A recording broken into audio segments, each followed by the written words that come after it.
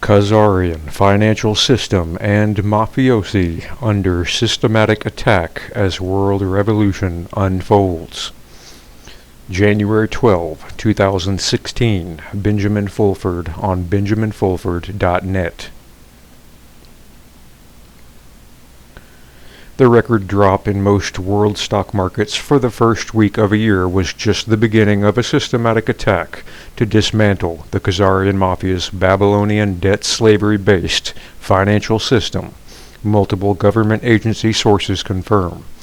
Most stock market indexes are expected to fall by 60 to 50% before this campaign ends, according to a senior official at the Asian Development Bank, Pentagon sources, and a CIA agent involved in the operation that bankrupted the Soviet Union. The attack is aimed at bankrupting the large Khazarian mafia banks that have been behind so many of the world's troubles. As a result, the Khazarians are running out of options as oil prices collapse, drug money is cut off, and stock market manipulation is being stopped. Richard Fisher, former head of the Dallas branch of the Federal Reserve Board crime syndicate, admitted that, quote, "What the Fed did, and I was part of it, was front-load an enormous market rally, in order to create a wealth effect," and added, quote, "The Fed is a giant weapon that has no ammunition left." YouTube.com. Make no mistake, when he says front-loading, he means distributing Fed money to Khazarian mafiosi by artificially raising the value of the stock market. This is now being brought to an end, which is why markets are collapsing. There will be more about the financial attack on the Khazarians below, but first we should mention the legal actions being taken against these snakes. Most interestingly, Hillary Clinton is about to become the most senior Khazarian gangster arrested yet in the unfolding campaign to end their rule.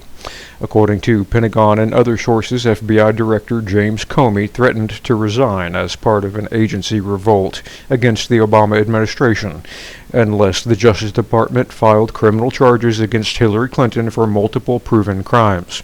Also, the capture of Mexican drug lord Joaquin El Chapo Guzman last week means that he will be extradited to the United States to sing to destroy Wall Street banks, ISIS, and the Bushes, according to a Defense Intelligence Agency source.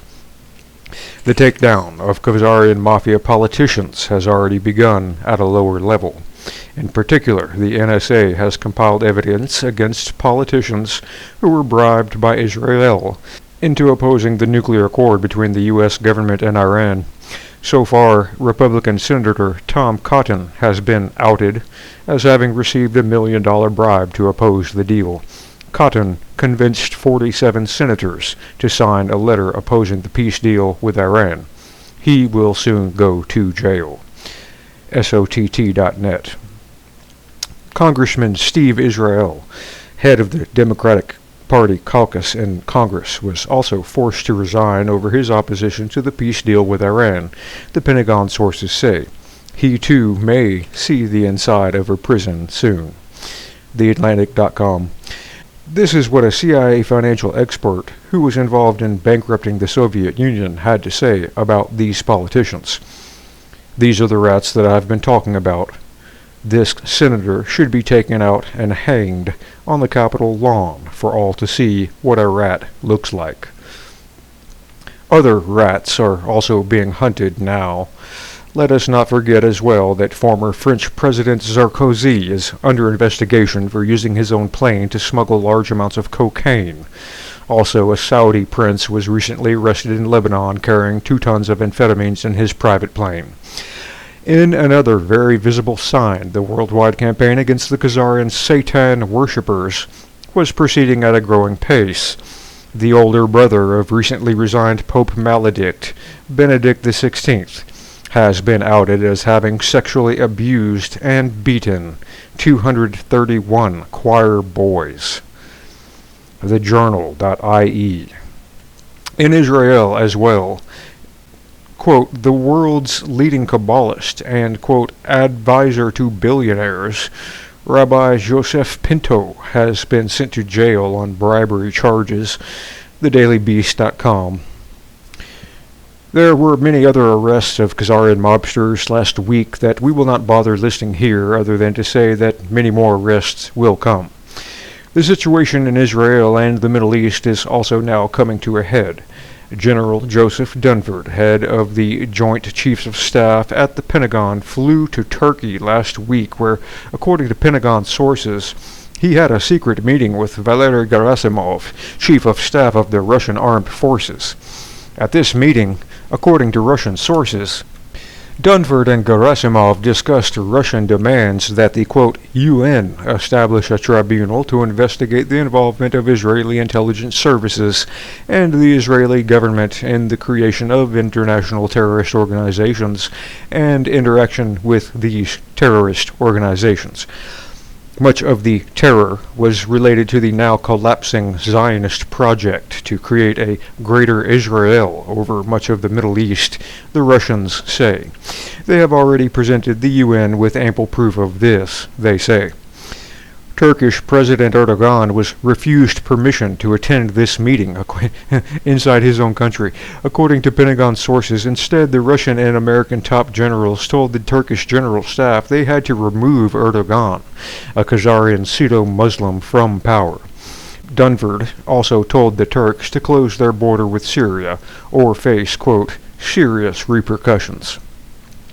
The American general also told the Russians they had sent Hellfire missiles to Cuba recently to help them shoot down drones being used by Khazarian mobsters to protect their drug operations in South America and Afghanistan. Furthermore, a Russian court presided over by Judge Nina Antonovich also recently ruled that Judeo-Zionists were guilty of mass murder of the Russian people, and justice for that historical crime is also on the Russian agenda, the sources said. Meanwhile, in an effort to salvage their collapsing pseudo-Muslim Khazarian kingdom, Saudi Arabia sent Deputy Crown Prince and Defense Minister Mohammed bin Salman to Pakistan to seek military protection. All he got, despite offering huge bribes to key Pakistani officials, though, was lip service. The fact is, the Pakistani people will not fight a war to protect pseudo-Muslim, terrorist-sponsoring Wahhab Khazarian Saudi criminals. More to the point, UN Secretary-General Ban Ki-moon issued a statement that Saudi Arabia's indiscriminate bombing of civilians in Yemen constituted a, quote, war crime. War criminals usually face the death penalty or life in prison. UN.org. This is important because it shows former UN recognition of the joint Russian, Pentagon, Chinese, and Iranian army already in the Middle East to fight the Khazarian gangster states and their mercenary armies in the region. The UN itself, of course, is a deeply flawed, cabal-infiltrated institution, and Ban Ki-moon is likely to be replaced soon, possibly by a Russian. TASS.ru. It was Ban Ki-moon who offered Dragon family representatives a $100 million bribe in 2009 in exchange for giving up efforts to cash $134.5 billion worth of bonds following the so-called Chiasso incident. The secret financial war that this incident was a part of is now finally reaching a climax of some sort. It turns out these bonds were only the tip of the iceberg, and since then countless quadrillions of dollars worth of off-ledger bonds used by the Khazarians have been exposed. alqueenbramerton.blogspot.jp. The use of double books, one with unaccountable trillions worth of dollars for the cabal and another of perpetual debt and financial shortages for the masses, is thus being exposed. The financial war is also escalating in China, where the Chinese government has ordered hedge funds to sell their stocks and get out of the Chinese market. The Chinese have also been liquidating their dollar holdings at the rate of over $100 billion a month as a part of this. A Chinese agent was dispatched to visit the White Dragon Society last week to inform them that As a part of negotiations to reunify Taiwan and China, the Chinese Communist Party has agreed to allow other parties to participate in the Chinese political scene. Presumably, this means giving the Taiwan-based Kuomintang some sort of role in governing mainland China, and raising the possibility of elections there in the future, the source said. Important changes are also taking place behind the scenes in Japan, which, after the United States, is the second largest economy still controlled by the Khazarian mob. The source at the Japanese-led Asian Development Bank says Japan has already made a decision to break with the Khazarians and join the Chinese-sponsored Asian Infrastructure Investment Bank, AIIB. Quote, "The Japanese yen has no real backing, and Japan needs Dragon family gold, so they will have to join the AIIB," he said. The recent surge in the yen and collapse of Japanese stock markets is also the result of a cut-off of Bank of Japan funds to the Khazarians. This means they are being forced to sell off their Japanese stock holdings in order to cover for their losses elsewhere in the world. The recent British-Japanese announcement of enhanced military ties is also a sign the British have promised to help the Japanese fight against the Khazarians. This is important because of the close personal links between the British and Japanese royal families. It means James Bond types are already in Japan, hunting down the Khazarian agents involved in the 3/11 nuclear and tsunami mass murder attack against Japan. There is obviously stuff going on now that we cannot report in more detail in order to not endanger ongoing operations.